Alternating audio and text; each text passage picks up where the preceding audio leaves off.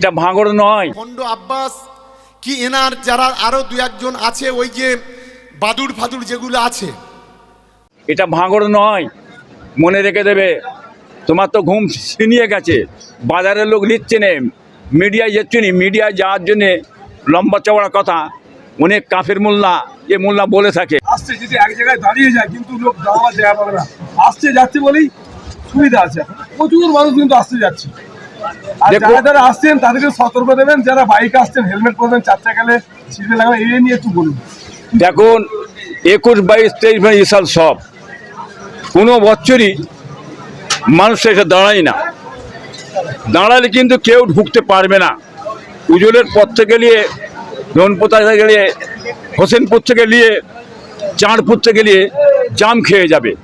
এখানে প্রত্যেক বছরে মানুষ লক্ষ লক্ষ মানুষ এখানে আছে, 30 থেকে 35 লক্ষ লোকের সমাগমের ব্যাপার আছে। এখানে লোক আসছে বেরিয়ে যাচ্ছে, আসছে বেরিয়ে যাচ্ছে। কালকে যারা এসেছিল কাজ মিটিয়ে ভোরে রাতে বেরিয়ে গেছে, আবার আজকে যে সমস্ত লেগে দেখেন গোটা রাস্তায় খিচখিচ করছে মানুষ, কি বলেন?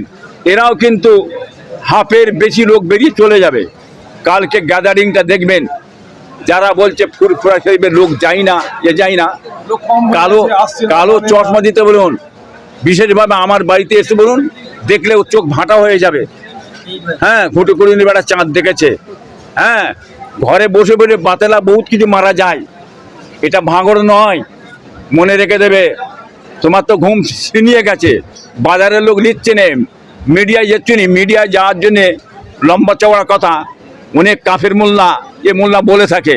অথচ একবার দরবারে এসো, তুমি আসবে কি? তোমার মুখ আছে আসমার? তুমি সবসময় পীর সাহেবদের গিবত গিল্লা, ছোট বড় কথাবার্তা, আইএসএফের দুর্নাম বদনাম চেঁচাচেঁচি করছো, এই হয়েছে সেটা বাংলার মধ্যে জেনে নিয়েছে। তোমাকে যে ব্যানার্জি সাহেব রেখেছে একমাত্র ফুরফুরার পীর সাহেবদের বিষয়ে দুর্নাম বদনাম করো, আর আইএসএফের দুর্নাম বদনাম করলে ওনাদের মুখটা ভাঙড়ের দিকে বসে থাকবে। ওই সুযোগে আমি চারিদিক দিয়ে কায়দা করে ভোটটা ঝেড়ে নেবো। কি ব্যানার্জি সাহেব, এত সহজ নয়, এটা মনে রেখে দেবেন। আইএসএফের চোখ তীক্ষ্ণ নজর চারিদিকে চলে গেছে, কি বুঝলেন? বাম চারিদিকে চলে গেছে। আগে তো বাম দেখতে পেতেন না, কবর দিয়েছিলেন, চেঁচাচ্ছালো বসে বসে খুব, কবর দিচ্ছে আর বাম উঠবে না। আর বাম কোথা থেকে উঠে পড়েছে? চারিদিক দিয়ে, ডান দিকে বাম, বাঁ দিকে বাম, সামনে বাম, পিছনে বাম, চারিদিকে লালে লাল, চারিদিকে আইএসএফ আইএসএফ, চারিদিকে হ্যাঁ জনতা উন্নয়ন পার্টি, হ্যাঁ রুহুল আমিন সাহেব, কি চলছে তো? কি ঢুকতে পারছো নি? তোমার ধোঁকা বাংলার মানুষ জেনে দিয়েছে।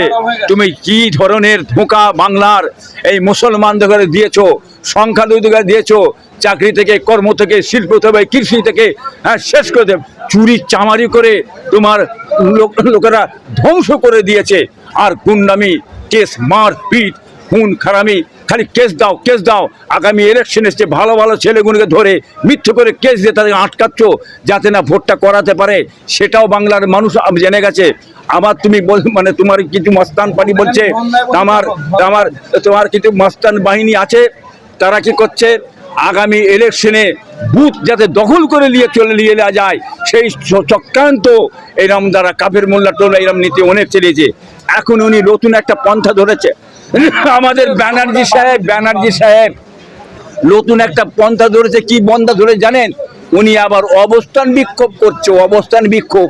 দেখো, আমি তোমাদের জন্য কি নাই কাজ করছি, তোমরা মুসলমান, তোমরা ভারতের মানুষ, তোমরা হিন্দু মানুষ, তোমরা কি করেছো?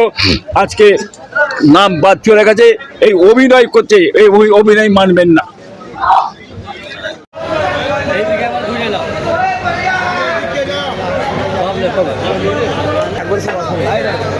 আমরা